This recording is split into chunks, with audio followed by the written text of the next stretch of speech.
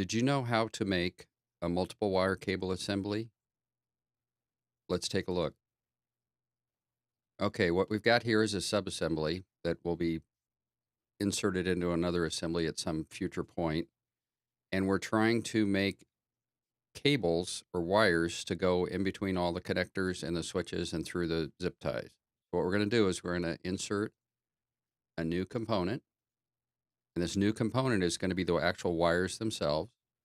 SOLIDWORKS is asking for the front plane of the new part, and I'm just going to pick the front plane of the assembly, and it automatically opens up a 2D sketch, but that's not what we want, so I'm going to get out of that sketch. And then I'm going to open up a 3D sketch. And in that 3D sketch, we're going to put some splines. Okay, so the pink sketches were part of the original switch. The orange sketches are part of the zip ties, and the red dots right there, the point entities, those are sketches in the connector. So I'm going to make the path of our new wires go between all those points. So if we zoom in, I'm just going to pick these points in 3D space, and we're making in-context references to all those other sketches, and we're just going to take our spline and feed it through all these points.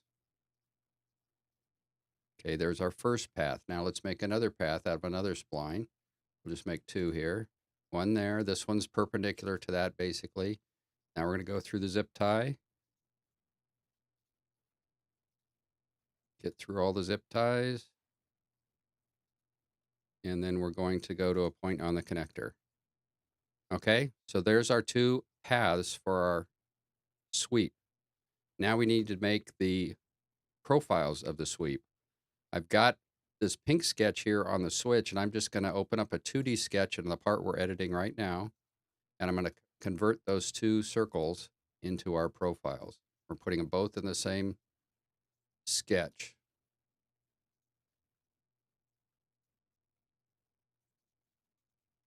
Okay, so there's our two profiles we're going to use to make our wire.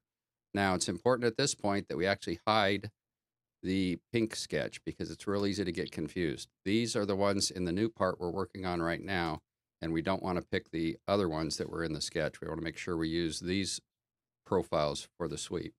Now I'm going to go back. We're still editing the new part. I'm going to do a sweep.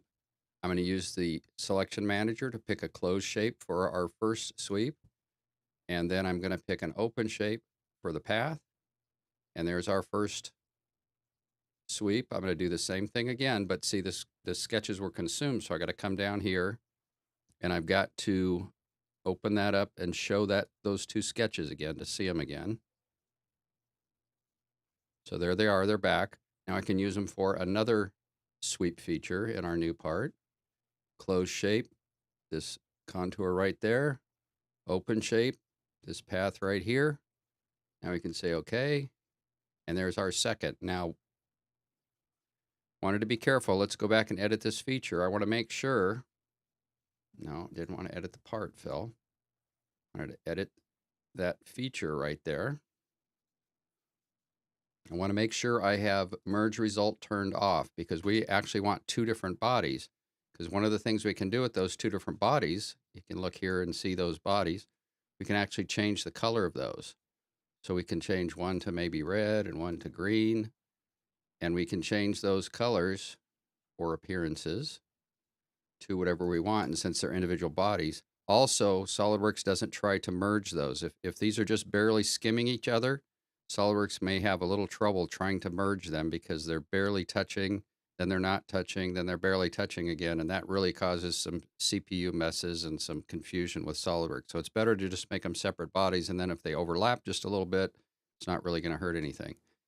And now we can get out of editing that part, which was the brand new wires, and now we can take these connectors and these zip ties and put them pretty much wherever we want within reason, and then rebuild our assembly, and we see our wires will follow along.